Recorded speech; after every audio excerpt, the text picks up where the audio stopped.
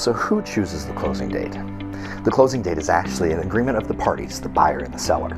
When the buyer writes their original purchase offer, they're going to put a closing date in there that works for them. Once the seller receives that offer, the seller would then have the opportunity to either accept that closing date or counter back to a date that works better. Once agreed to, everybody moves forward. Now, one thing to note is just because the contract has a specific date in it doesn't necessarily mean that that's the day the property is going to close.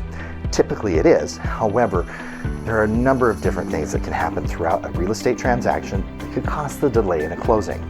If the closing does need to be delayed, it will need to be done via an addendum to the contract. That addendum has to be signed and agreed to by both buyer and seller. So at the end of the day, the closing date is set by the agreement of the parties, the buyer and the seller. We want to answer all of your title questions, so send them our way. And for more title tips and tricks, be sure to follow us.